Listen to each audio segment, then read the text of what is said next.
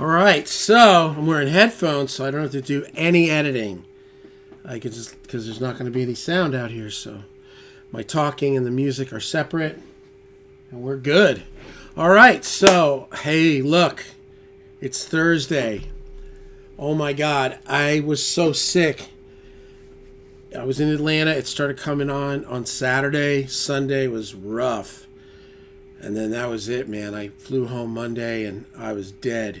So but last night, luckily we've all been so sick. We'd all had COVID, pneumonia, bronchitis over the last 2 months. So, I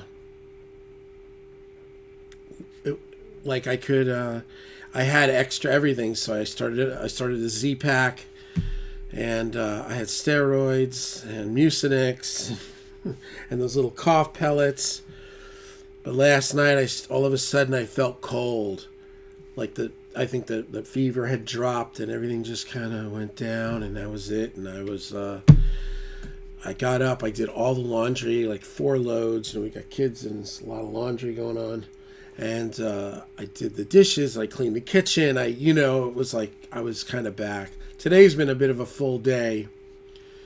I'm going to be ready to rest after this, but... Anyway, I'm getting ready to start this thing with the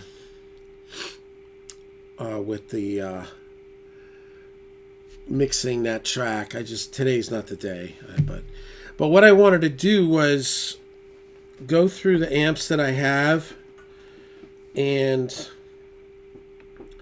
go through all my clean channels, get everything in my mind.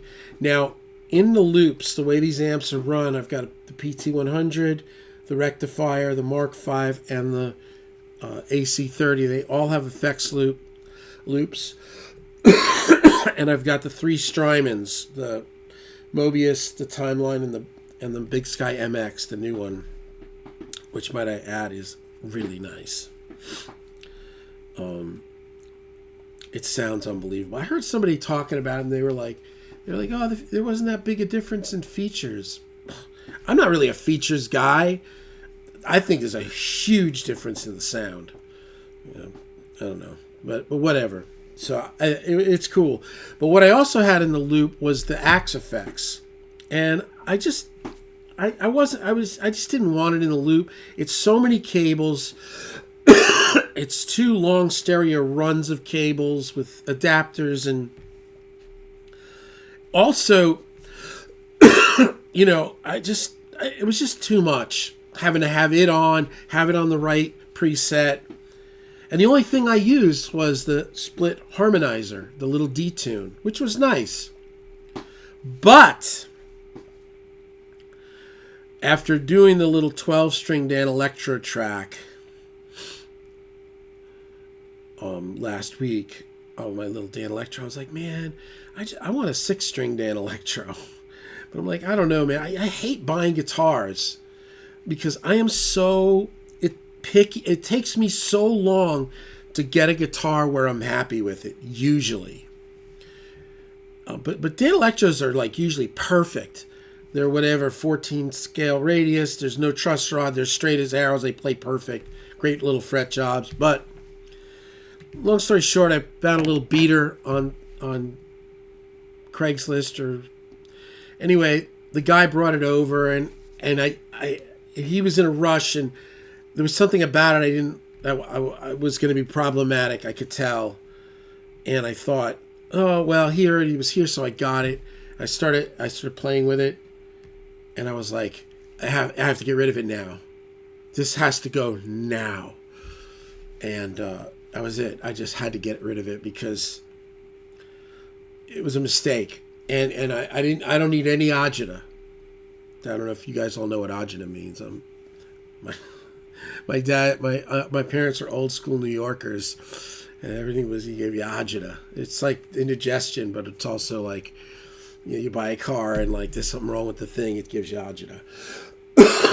Sorry about the coughing. So I called my buddies at this music store, and I'm like, hey, would you guys trade this in for a pedal? He's like, yeah, come on, bring it down. 10 minutes, I was out the door. And I got this, the Boss Wazacraft Dimension C DC2W, and it's got like the two. It's got S is the pedal, and I think the SDD 320 is the rack unit. I think I kind of think I like the pedal click. So, but I watched this Pete Thorne thing, and he was talking about liking like when you combine 3 and 4, you can combine these. And I messed around. I was okay. I like this. So I just wanted to record a minute of it. So what I did was I took the Axe-Fx out, pulled all the cables. It's just more crap here, and basically I just moved the Mark V. And here, I'll shoot a little video and I'll cut it in right here. Oy vey, quite a video. Yeah. So here it is. So basically, this is in front of the amps, and then the Strymons are in the loop, and then this the Fractal here was also running cables, and it was all in with this. But what I did was I just ran this here, and I just scooted over the Mark V. I put the pedal, the little foot switcher down there, and I put this here because the only thing I was using on the Mark V, the only thing I was using on the Axe-Fx was the detune, because that's the only thing the Mobius can't do. The Mobius it's got more like chorus, phaser, flangery things, but it doesn't have that. And the thing that's nice about this pedal is that you can get very, very subtle. So yeah, there it is. There's that AC third. I mean, just look at this. This is sick. Yeah, it's mental. It's clean too. I mean, it looks a little messy, but it's actually really clean. Good cabling. Anyway, so here it is. So this is going to be the PT on the left, the rectifier on the right, and here it is. Here's the little with the Waza in S mode, which is pedal mode, with 3 and 4, which is the heavier, because they're more subtle. Like 1 is subtle, 2 is less subtle, 3 is getting heavier, 4 is the heaviest. So 3 and 4 together is like it's got a lot of mojo. So I just did that for this, and I put an imager on here to widen it a little bit. Here it is, PT100, and this is my Telecaster in position 2.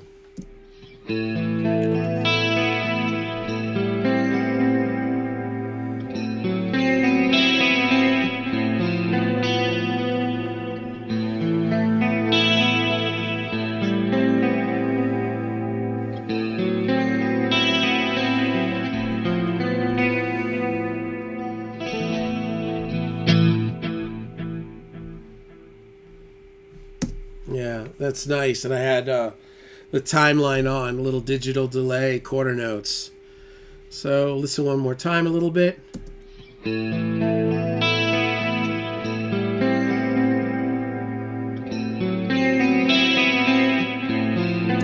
That's fantastic. And I did listen to it against that detune in the Axe-Fx, and it's better.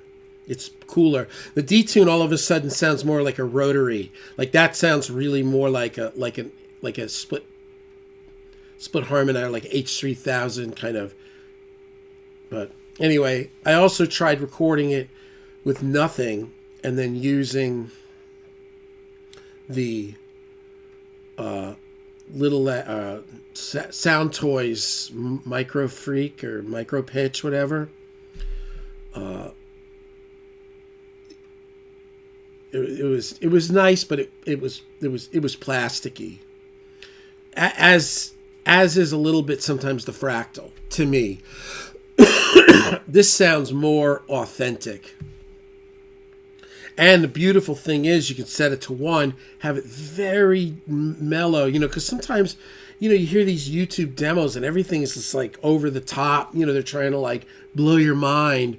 And then, you go to record that, and the client's like, "It sounds weird. What is that? Is that the ocean?" Doesn't know. You know, you need to know when to hold them and know when to fold them.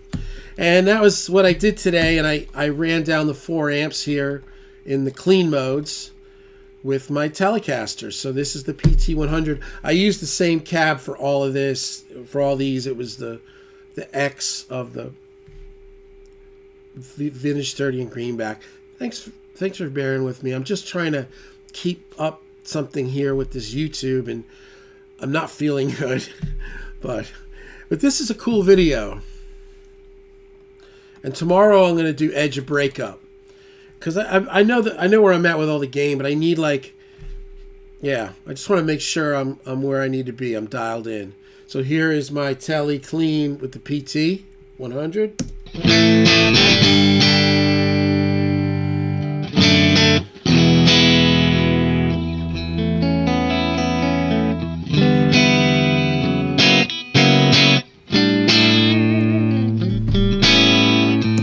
And here's the rectifier clean.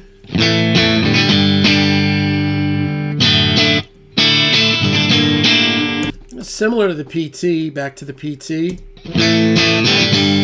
PT's a little softer on top. I like that. I like especially for like Strat and Tele stuff, because sometimes it can get a little knifey. Recto. It's nice too, though. Sometimes a little more, the little stiffer thing will stand up nice in a track. It's also nice when you're doing stereo. Have one maybe a little bit more gooey, one a little bit more right? Here's Mark V in clean.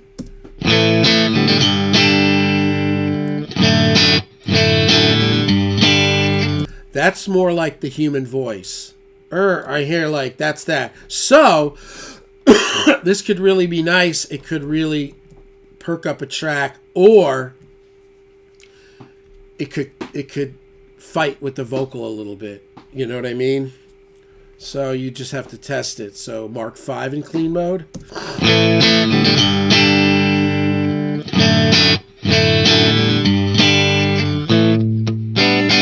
And then PT in clean mode.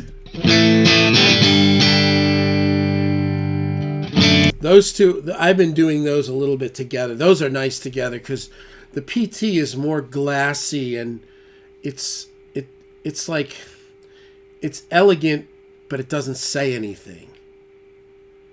The Mark V is not really elegant, but it says more. So they're kind of nice. Unfortunately, this is not one take, so I can't really... Well, you know, we'll try something. I'll just put them both on. They're going to be clashing, but you can hear it.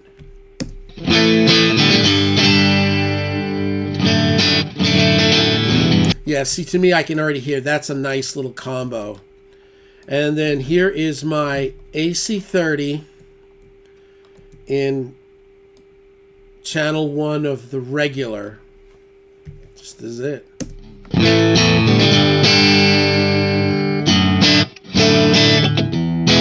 That's awesome. And I could clean it up more. I don't know that it's the most pristine, but that... And one of the reasons why I wanted to do this was I sold all my Matchless gear. I'd had it for years. It was great, but I don't know why all of a sudden I hated it. It was strange, man. Like I just couldn't stand this. All I wanted was like, I was thinking like, all I really want is an AC30 and a deluxe reverb. I don't want all this. I don't know. It was just something about the top end or something. And the guy that bought it keeps sending me videos of him playing it. And it sounds awesome. And he's so happy. You know, you ever do that? And you sell something like, good Lord, this is the greatest thing ever. You're like, okay, great. I'm going to kill myself. But I'm happy he's happy. And I shipped it. And when that arrived alive, I was like, yes. But that's a part of what this whole AC30 thing was. Because this came a week or two ago when the Soldano went. The Soldano was a mistake. Not any different than that Dan Electro was a mistake. And I'm learning. You know, like you live long enough, you start to just know. Like I don't need any more drama. So here's AC30. Yeah, beautiful, warm. PT100. Beautiful too, a little bit more of this. Kind of cleaner. Recto.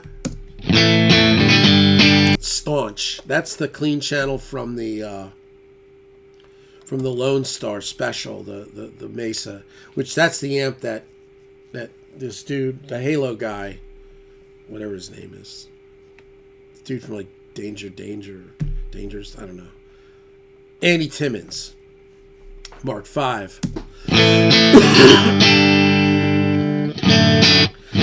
So for me, Recto least, but the thing I was messing with the Recto was channel 1. I have it in clean. I put that thing in pushed. Man, it sounded like a Marshall. It was very good with my Les Paul. I'm all tangled up here. Okay, I can't break anything, but you know, so that's going to be what the next video for tomorrow is going to be, kind of channel 2 edge of breakup, you know, channel 1 with gain pedals or whatever. And that's it. I got to teach. Here again is Dimension C. Dimension C DC2W in S mode with 3 and 4 push down. Left side PT100, right side rectifier. God, that's just lights out with the timeline.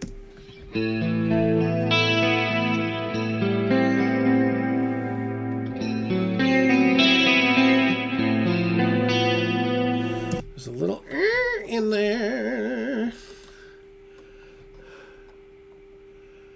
This is the new videos are going to be me making music, and I'm already starting those, but like this is it, you know. And if it helps somebody, you know, or if somebody has an idea that helps me, this is good. So what I want to do is there's something like this. Yeah, it's right here. You see it? Watch it. Right there.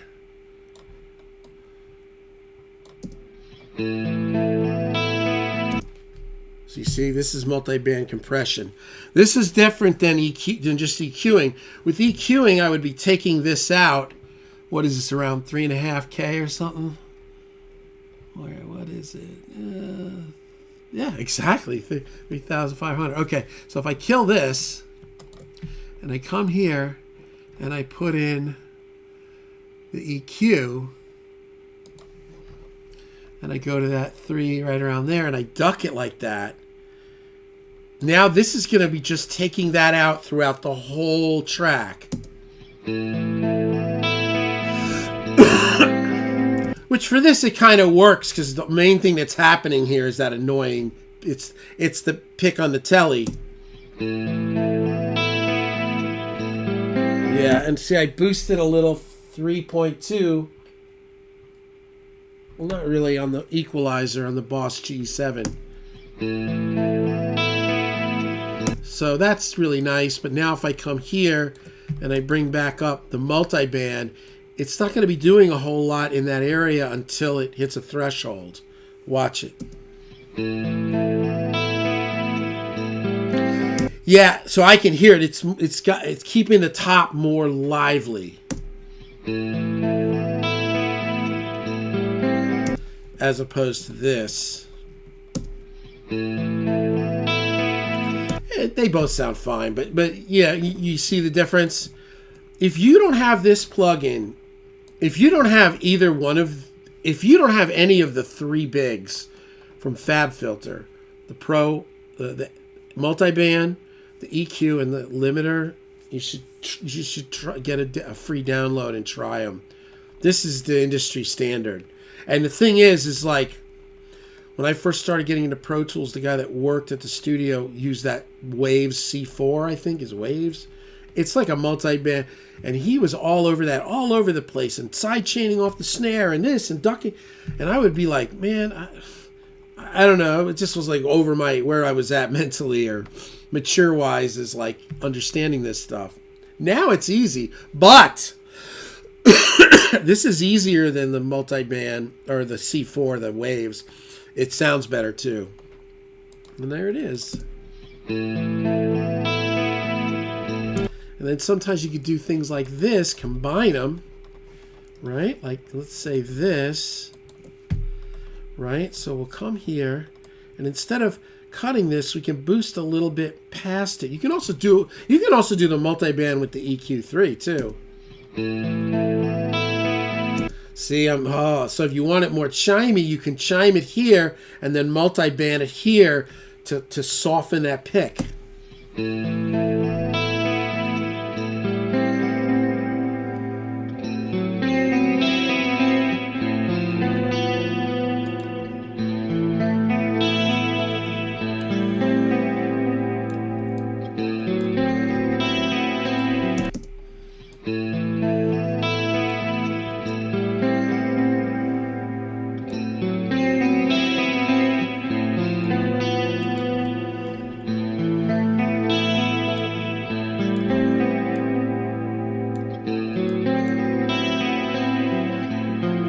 It almost works like a limiter on that pick. I can duck the pick with this.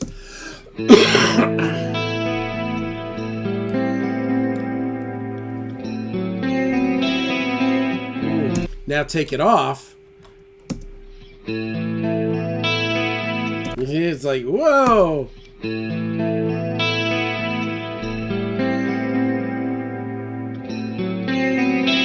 Woo! It's that pitch.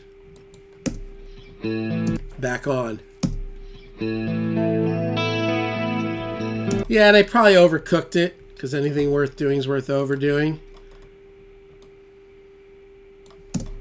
And it's got like a threshold. So the more you turn it this way, the more it just slams it, right? Which like, let's say there. Yeah. When I was getting up in this area, it's too much. More like that. And you can adjust the sides. You know, this is a very cool thing. One thing I will tell you is the new one came out, which I think the big sales pitch on it, it's EQ4. The EQ here, which this is the absolute industry standard EQ. These guys are geniuses letting you just see it. Because, you know, people mix with their eyes, you know. It's, Chris sold his console. Everybody's in the box. Not everybody, but a lot. When they went to EQ3, EQ2 did not work anymore. EQ2 had been out for like, I don't know, 4 or 5 years. It was like the industry standard. That meant like every single record you couldn't like open the mix. I lived through it, but it sucked, and you couldn't even see to like recreate the arcs and the lines and everything. So yeah, I think the thing, if I was ever to go to 4, I'd want to make sure I was they made it clear to me that I still was going to have 3, because I've been using this for like, I don't know, 4 years, 5 years. It's on every record, and it's everywhere. It's not just like on the snare drum or over here. It's like it's everywhere. So anyway, there you go. Dimension C.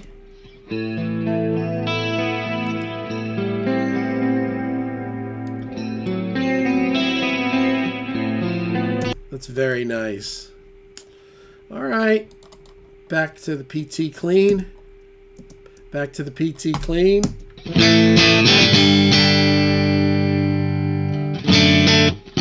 That was a thing in the Army. You'd yell, more PT, drill sergeant, more PT, drill sergeant, more PT. So when they were hammering down on you, you were screaming for more. More PT drills. Sorry, PT physical training, right? Physical training. Jumping jacks, flutter kicks, crunches, running, flutter kicks, crunches, push-ups. Oh my God. Front lean and rest position. That's what they call it. Front lean and rest position. Position of a tent peg. I'm sitting in my foxhole with water to my knees. I'm shooting at the enemy. He's shooting back at me. I was the cadence singer in my first 6 or 7 months. I was the cadence singer in 2 big platoons. Like, not big, but like 100 guys, 80, 100 guys. So you'd be out there, bivouacking out in the middle of, the jungle or wherever the hell we were at the time. Did a lot in Kentucky. We were in San Antonio. I was at White Sands, Alamogordo nuclear testing site. That was easier because that was the desert. But in the jungle, like, you're talking now, like 100 people are like going like 2 wide or 4 wide, and we're going up and down hills. So, as a cadence singer, you're marching backwards a lot. You're kind of going between forward and backwards, and you're kind of staying towards, let's say, the first third of the line. But you got to make sure these dudes hear you behind so that they stay in cadence. And man, I was 6 months. That was me. I mean, 7 days a week sometimes, just yelling out this stuff, and such craziness, man. Like, you don't realize it when you're going into an infantry unit. Like, you watch Full Metal Jacket and you think that this obstacle course that they're showing and, push-ups, that's the hard part. Man, that's nothing. It's the mental thing. First of all,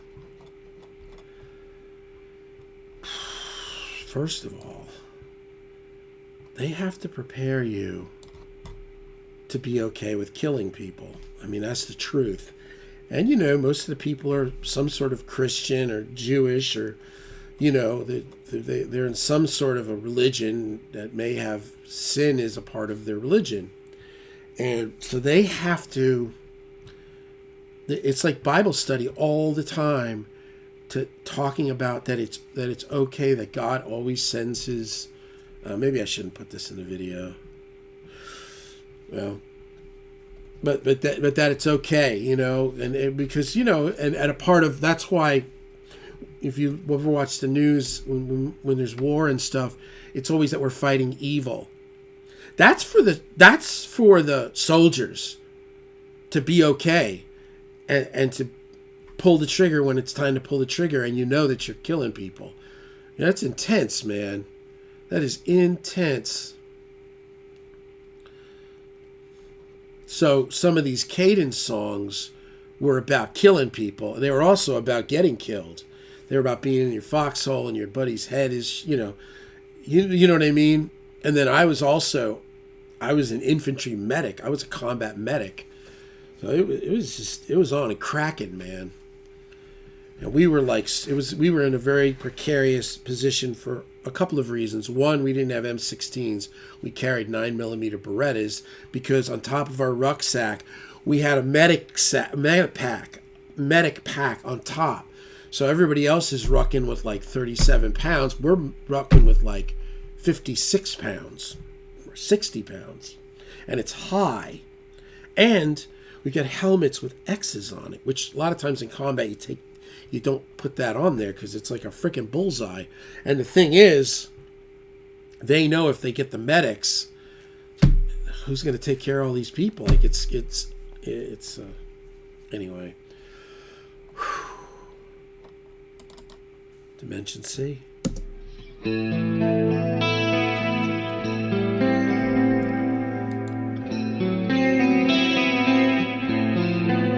It's a little bright, I mean, it was almost like this. Yeah, more like that, but this was just a test. So there it is, man. Edge of breakup tomorrow. I hope I didn't weird anybody out with all those stories. I actually was I don't know what you call it. I was self-censoring myself as I was talking. Because I'm like, oh yeah, I'm not going to say that. Oh yeah, no, I'm not saying that. Oh no, we're not going to say that. Because man, being in a combat, being in an infantry unit is no joke, man. It's intense, man. Peace.